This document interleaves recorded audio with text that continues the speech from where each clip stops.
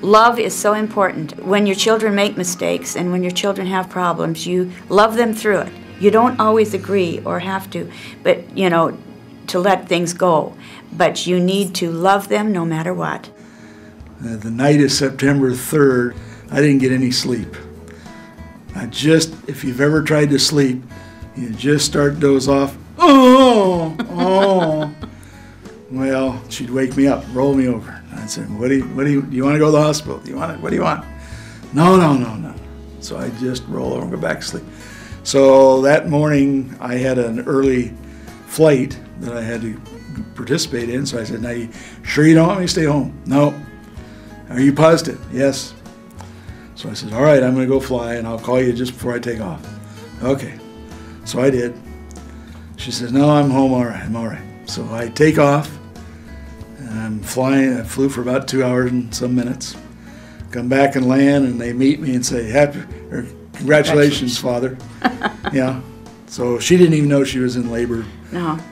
But, I think it was, the baby was born shortly after I got to the hospital. Yeah, it was, that was the morning of September 4th. So that was Barbie. Barbie was very special from the get-go. She's what you call very active. And I can remember from the time she was a little girl, she was very, very active and learned to walk early. She would walk around a little round coffee table, and off and running. And then as we moved around in the Air Force, she went to a Dutch kindergarten, because we lived in Holland at the time. And she learned many of the words in Dutch before she would English. She'd come home and she'd say, Mommy, what does this mean in English? And she'd point to her elbow or something.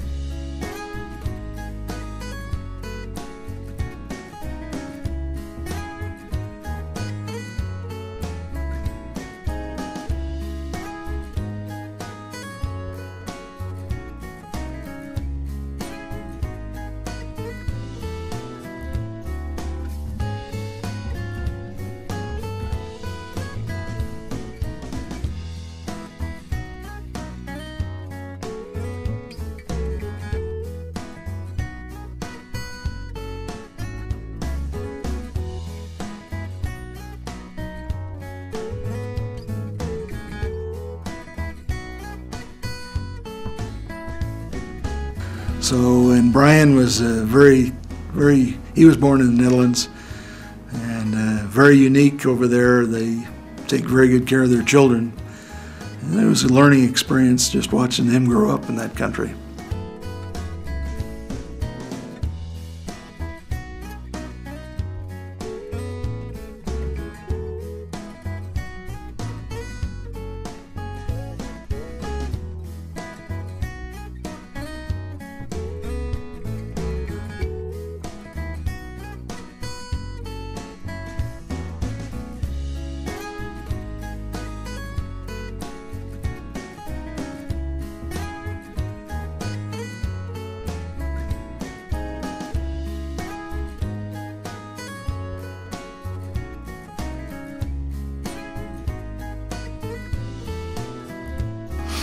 Brian in Holland was a great kid. You know, as a baby, he was easy to go.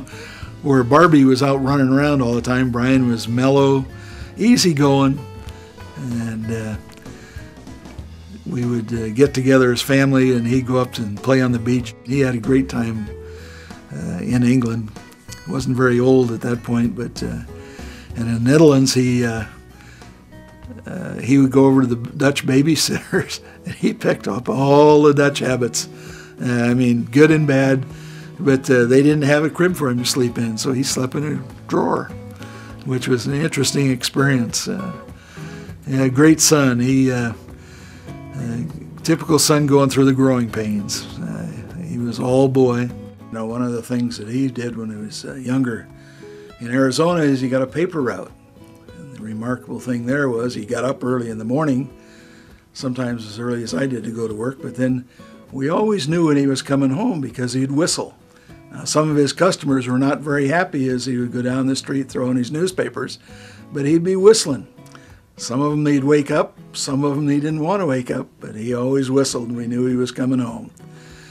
About this same time, he also was working hard with his mother to get his Eagle Scout Award.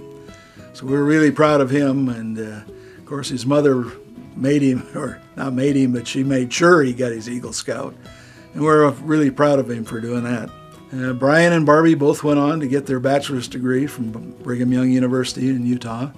And Brian continued on to get his MBA out of Westminster in Salt Lake City. And we're really proud of Brian for that.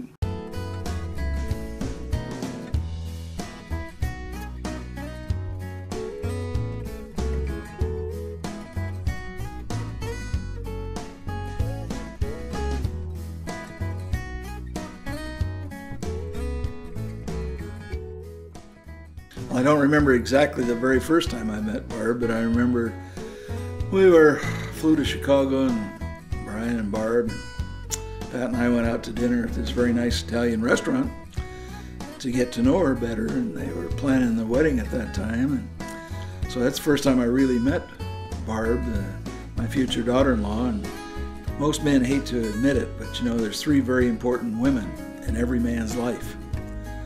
Well, my mother was one, obviously. My wife's number two, can never forget her. And then my son's wife, who is the mother of my grandchildren, is number three. So Barb, we had a very nice dinner, a nice visit, and Barb was a very nice person. I figured that she was be very good to ride herd over Brian. More likely one of the very few women that was put up with him, just like Pat puts up with me. Anyway, as we walked out of the restaurant that night, I said, "Now, Barb, listen, I've only got one real request from you. And, it's just a little thing." And I raised my hand up, and I said, and she says, "Well, what does that mean?" I said, 5 grandsons. And she looked at me like I was crazy, and I think at that point in life, she was about ready to call the whole thing off. Thankfully, we didn't have any big problems with our children. And I think it takes two. Oh, There is a position for the mother, and there's a position for the father. And I kind of laugh today because our son, Brian, if he wants sympathy, he'll call his mother. If he wants to know something about something, he'll call his father. Financial type things.